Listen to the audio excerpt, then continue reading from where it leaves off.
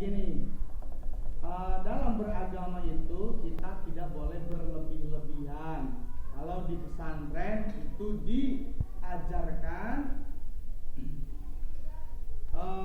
ini ya, sebuah hadis larangan berlebih-lebihan dalam beragama. Iyakum, jauhilah oleh kamu semua al-ghulu, kepada fanatik atau melampaui batas fiddin, di dalam beragama. Fa innahu, karena sesungguhnya fanatik atau ghulu, ahlakaman, mencelakakan, karena orang yang berada qablakum sebelum kamu fiddin, di dalam agama. Ini hadis riwayat Imam Nasai. Nah, dikisahkan ada seorang sahabat yang namanya Mu'adz bin Jabal.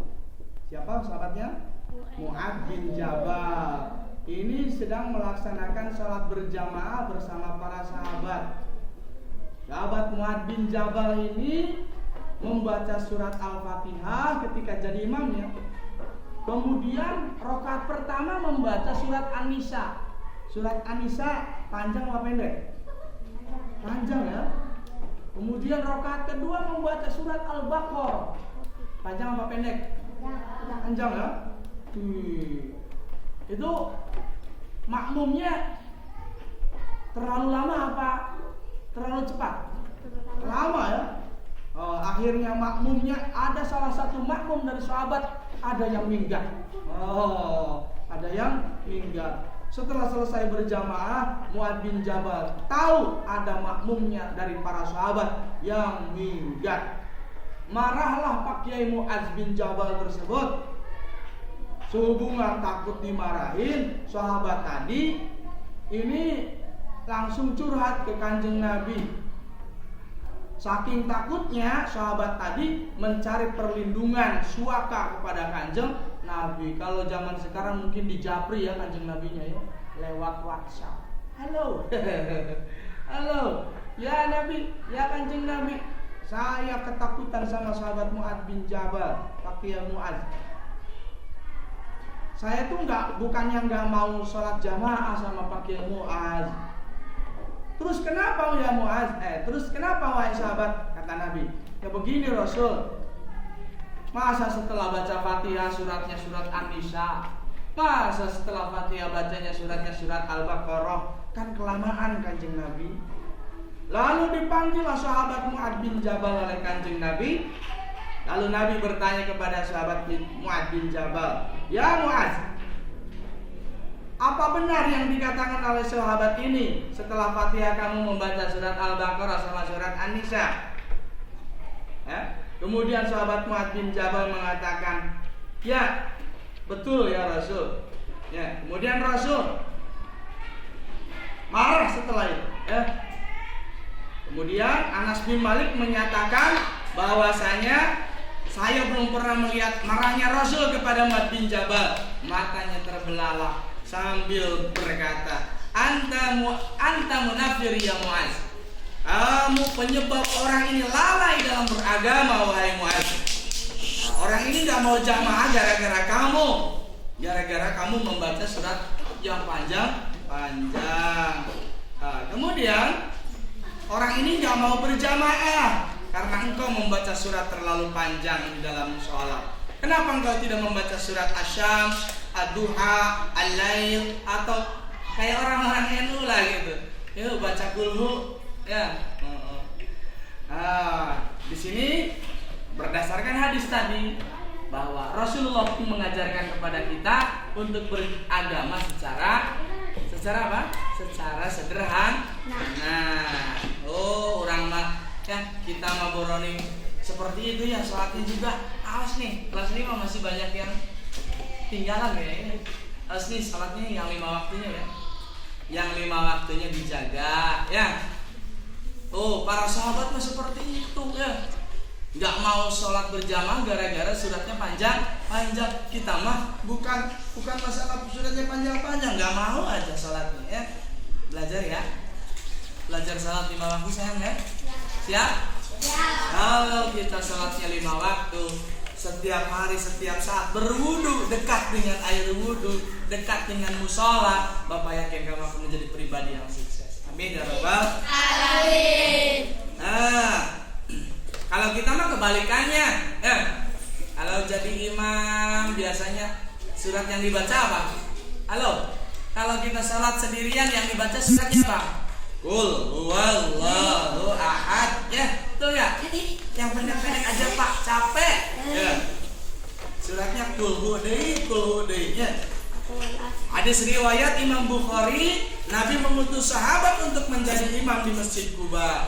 Nabi beberapa kali mendengar masyarakat protes. Oh, demo ya, masyarakat Quba protes kepada Kanjeng Nabi. Wahai Nabi, apakah ini benar utusan engkau, ya Rasul? Emang kenapa? Kata Nabi ya.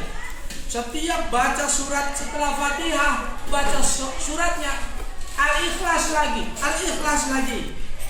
Akhirnya si sahabat dipanggil oleh Rasulullah. Wahai sahabat, apakah betul yang apa? Apakah betul yang diadukan oleh para jamaah Masjid Quba, bahwa engkau setelah surat Fatihah bacanya kulhu lagi. Nah, kemudian si sahabat ini berkata, ya Rasul, betul. Saya terlalu cinta kepada surat Al-Ikhlas. Sehingga saya baca setiap setelah surat Fatihah. Kemudian apa kata Nabi? Kecintaanmu terhadap surat Al-Ikhlas akan membebaskanmu dari api neraka. Tuh, meskipun suratnya pendek, tapi kalau kitanya didasari rasa cinta, bisa membebaskan dari api neraka. Rasulullah itu orang yang paling panjang membaca surat setelah Fatihah ketika sholatnya sendiri ya. Tapi ketika sholatnya berjamaah, Rasulullah suka membaca surat setelah Fatihah yang pendek-pendek saja. Supaya apa? Supaya makmumnya tidak merasa terganggu. Kan kita nggak sama. Kadang makmumnya punya kesibukan ya. Tapi kalau sholatnya sendiri, silakan setelah Fatihah baca suratnya Yasin, baca surat apalagi? Surat Waqiah atau surat Al-Baqarah, satu Al-Quran, silakan kalau sholatnya sendiri. Tapi kalau sholatnya dengan jamaah dengan orang lain, udahlah yang pendek-pendek saja. Itu saja yang dapat Bapak sampaikan. Mudah-mudahan ada manfaatnya.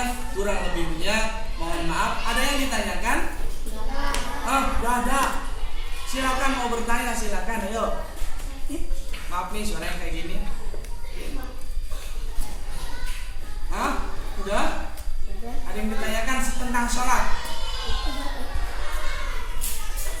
Yapi, sudah berapa menit di situ? 9. Ya. Makasih nih Yapi, kameramennya handal ya. Kameramennya hebat, udah kuat dari pagi. Ada yang ditanyakan? Enggak ada.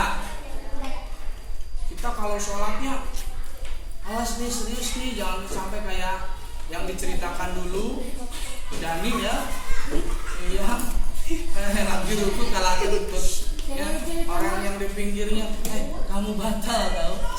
Orang yang di pinggirnya lagi, jangan bicara batal kamu. Pinggirnya lagi, untung saya enggak ketawa, untung saya enggak bicara, batal semua.